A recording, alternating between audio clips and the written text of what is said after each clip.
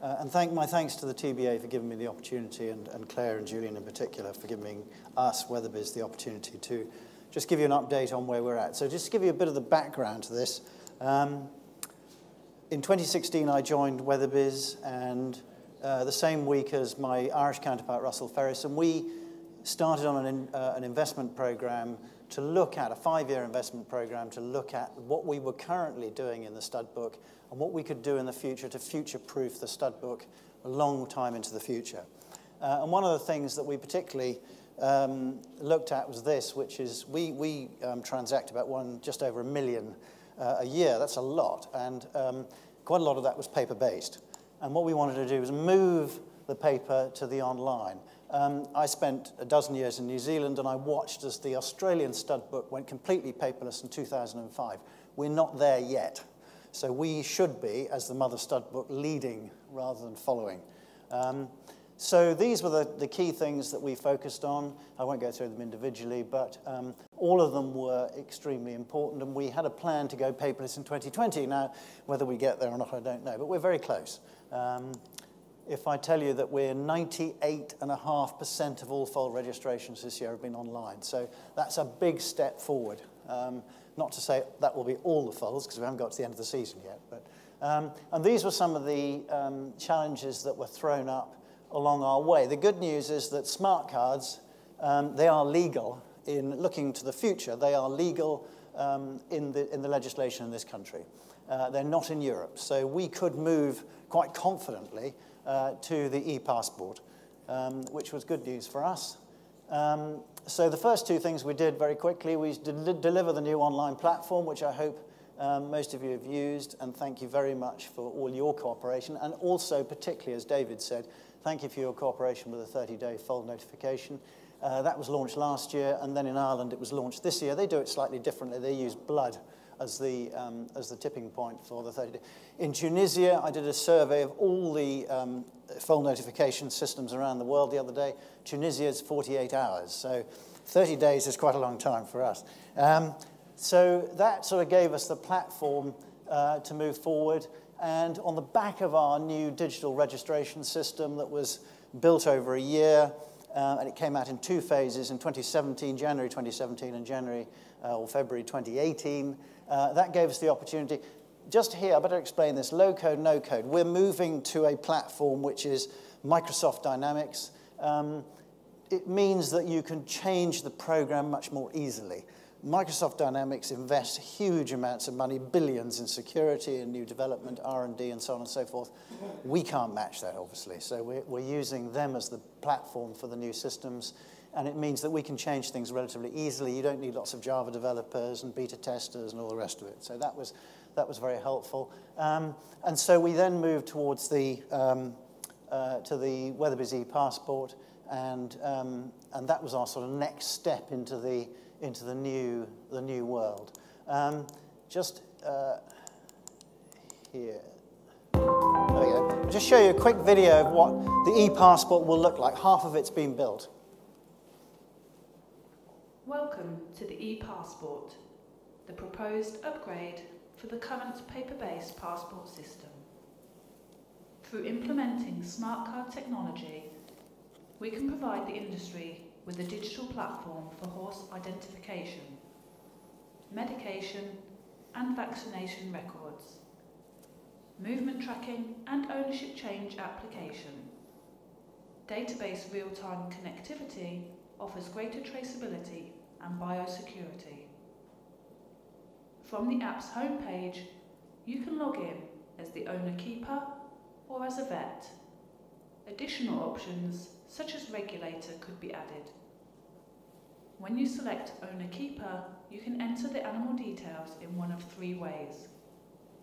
Either by manually typing the horse's microchip number, reading the microchip with a scanner using Bluetooth connectivity, or by using the smart card itself, using the Tap Your Card option.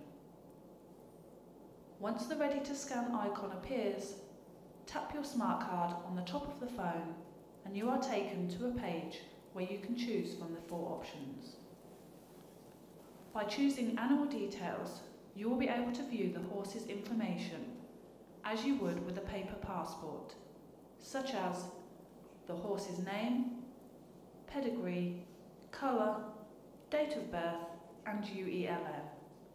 You can also view the horse's markings. This can be zoomed in on to enlarge a specific area. If you go back to the home page and tap on Medication and Vaccinations, you can see if the horse is declared out of the food chain, and a list of medication and vaccinations, together with the date and who administered them. You can enter on each item for further details. If you add your current location, you can then tap the plus icon and choose from a list of approved medicines you are allowed to self-administer to the horse. You can then digitally sign and submit, which will add the medicine to the horse's record. If you are logging in as a vet, the list of medicines and vaccinations you are approved to administer would be all approved medication. The horse movement function allows you to view the horse's previous movements and add in any new movements. This can be done in real time or later. Push notifications can be sent from locations such as racecourses or sales premises to confirm movements. You can add in a movement in real time by tapping the plus icon and using GPS or typing an address. This is critical in the event of disease outbreak to help locate and contain horses. Back on the home screen, the ownership option allows you to see a history of owners and to apply to the passport issuing organisation to update ownership information. What you have just seen is a live application and is in the process of being developed into a fully operational e-passport. So that's a very quick snapshot, and I wouldn't expect you to take everything in that's there, but it is the, as I say, that's about half built. So what we really want to do is move from what we have now, which can be lost, can be driven over, can be whatever else, to an actual, we have to remain under the legislation, we have to have a physical artifact. So everything will be on this, and it can be tapped onto your iPhone, and then eventually that will go, and we'll end up with everything on here. Now, there's obviously steps to go, including legislation, for us to get to that point. But there are a number of advantages with it. And I'll just go over some very quick points within that, and following up on what David said a minute ago. So the card that we use is like your contactless credit debit card. And you go straight into the horse search from that card. Very simple. Everything that's on the paper passport, that's in the paper passport, is in the system, is in your e-passport. The great thing about the e-passport is you can put a hell of a lot more into it. If you were to put everything into your passport, you'd probably end up with a thing about this thick. So everything that you currently have in there is already in there.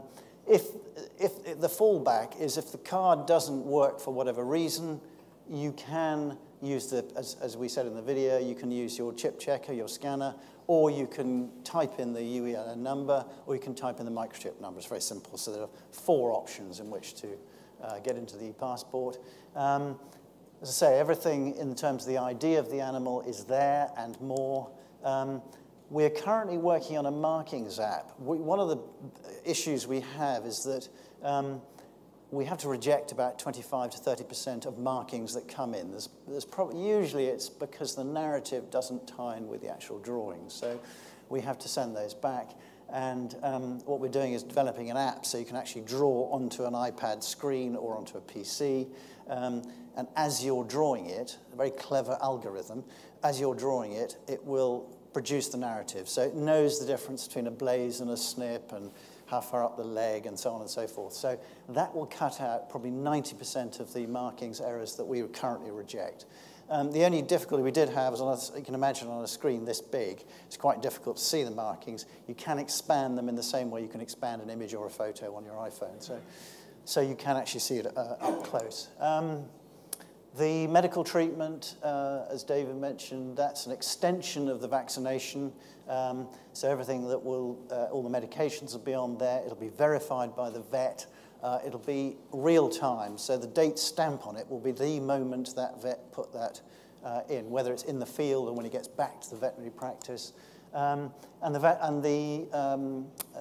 the vaccines are listed, and again, they're validated through the secure vet login. So no more sort of little stickers in your passport and little scribbles next to the stickers. That's what we hope. So this is, as David mentioned, this is in live beta testing, and we hope to have it out in Q3, so very soon, and hopefully operational. You know what IT projects are like, they never come in on time, they never come in on budget, but hopefully that will be ready for the beginning of next season. So those, again, are just very quickly the sort of the key things that we were looking for in building this vaccination app. And we've very much been working with the BHA and with the Irish Horse Racing Board and with Horse Racing Ireland on this, and getting their feedback, and from vets, their feedback on what exactly it is they want. And the key thing is that it'll send reminders. So if your vaccination is due and coming up, you will get a reminder saying your vaccination is due. And so that'll help the whole process. Ownership still has to be verified with the passport issuing organisation. So there are 81 PIOs in this country. Weatherby's is the thoroughbred PIO. They're government effectively licensed. So that will still, the passport, in whatever format, currently, and I suspect the paper passport will have a long tail, will have to come back for stamping for verification. Just on the movements, there's another part of the e-passport. On the movement, we've been, again, working very closely with the Brexit steering group chaired by Julian, and that is the TBA, very much led by the TBA, the BHA, and Weatherby's. This is the current movement process, believe it or not, for horses going across borders. This is within the TPA. Now, the problem we have is that there are 10,000 horses, the largest anywhere in the world, that cross borders, and it's talking about thoroughbreds, between Britain and Ireland. It's about 10,000 a year. We don't have any tracking at all because it's the same stud book, so we don't send each other export certificates because we're the same book. So there is no tracking. So for Brexit, we had to develop a movement process. The beauty of the e-passport is we can now use GPS, so you can actually date stamp exactly the moment that horse arrives at the border inspection post or at its port of destination, or even on its departure. You have a track of all of those locations that horse is at. You also have a history of where that horse has been, and you can see there in the top. So all the movements, the date, the time, location, name, the location address, the latitude, the longitude, and the last one is animal ID, so that's the microchip number we're using. Although, interestingly, the microchip number is not the safest number. The UELN is the safest number. That is the only number that will accompany that horse for its entire life. Microchips don't always work. They do work 99% of the time, but sometimes you have to replace them. But at the moment we're using the microchip, that's the number that most people internationally use. So you'll have a fixed location, time, date, etc., for each horse as it moves around the world. And then the Movement app homepage looks like this, very straightforward. And again, just the things that we were looking to achieve, to make the process of a horse moving and what you have to do to get that horse from A to B across the border a lot easier. And there's a lot, as you can see. What we're hoping, and we're in discussions with DEFRA, is that we align with the DEFRA system, and some of you may have been approached by DEFRA with their post-Brexit solution, is that we actually do this together rather than independently, so the same bit of information can be shared by both, which makes complete sense. But just to wrap up, there are some other areas within the technology world, which again David and others have touched on, I think Nick touched on briefly, just around the technology and where we are involved in one way or another. Health and welfare, that's an obvious one, because with the e-passport you can actually track diseases and outbreaks and where vaccinations may or may not have occurred, whether vaccinations are up to date and so forth. So those disease outbreaks and spreads are very important. The global compliance, so with my other hat on as Vice Chairman of the International Stud Book Committee, what we do have a problem with sometimes is not every stud book, and there are 66 approved thoroughbred stud books around the world, not all of them necessarily do things exactly the same way. This will help towards that, and technology will help bring us more into alignment. I'm off on Friday to South America to go and inspect 3 stud books there, and I'm sure there'll be some quite interesting things that will come out of that, particularly around covering certificates. Food chain requirements. So this is a growing problem. Here's a passport, looks exactly, it is effectively a Weatherby's passport. Came from a German slaughterhouse last week. New markings drawn over the original markings. Quite difficult to spot, actually. And then here you've got a new barcode here for the microchip number. Quite well done, this one. There's some really bad ones, but this is quite a well done one. Again, this is the sort of thing that this will help eliminate, we hope. It'd be very difficult to try and, well, you have to break into the system so this isn't the right horse that went to the slaughterhouse. That's the worrying thing.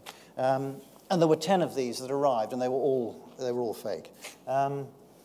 Gene editing and cloning. Cloning that we don't have any solutions to. There are a number of thoroughbred stallions around the world that have been cloned, including Stormcat, who's in Argentina. The problem we have with that, and we don't have a technological solution, is that, but it's an area that we're looking at, both the stud book and the ISBC, is that if you were to have a stallion that was still serving, and there was a doppelganger behind the back, he was having perhaps fertility problems or was suffering from stallion fatigue, what would stop you using number 2 to come in? Same DNA, different horse. We can't tell the difference currently between his doppelganger and the stallion. So there's a number of issues. Gene editing is an enormous issue. We have our ISBC annual meeting. We meet 4 or 5 times a year, but we have our annual meeting, 2-day meeting in London at the beginning of October. And we've got scientists coming from Japan and Australia in particular to talk to us about the detection tests, which we're getting quite close to now achieving, to be able to screen. And the idea would be that we would screen, again, this isn't decided yet, but we'd be looking to screen all new stallions and some mares for gene editing. And there's a big difference between the gene editing in utero, which is germline gene editing, and the CRISPR technology, which we can do in adults, both human and animal. So that's a big challenge for us. DNA and inheritable traits. SNPs testing has made a big difference. So this is single nucleotide polymorphism testing, otherwise called SNPs testing. The old days, it was microsatellite testing. Well, originally it was just blood type, and then it was microsatellite testing, and you had 12 markers, or the Japanese one, which I think is about, James will correct me, but I think it's 16 or 17 markers. Now you've got SNPs testing. That can tell you 1,000 different things. It's an amazing technology. So in terms of looking at the way the thoroughbred is going and people talking about the potential for the increase in inbreeding and all the rest of it, SNPs testing can tell you a huge amount about that in a very exact scientific way. In the old days, that was done looking at basically crosses within the pedigree. So, and that's something that we're working with. In fact, our laboratory in Ireland is working that with cattle at the moment, and cats and dogs and all sorts of things, as well as horses. And then, of course, retaining the right to maintain the IR ban is, again, is quite a scientific and comes into the biodiversity argument. So I think I'll end on that point. But thank you very much if there are any questions.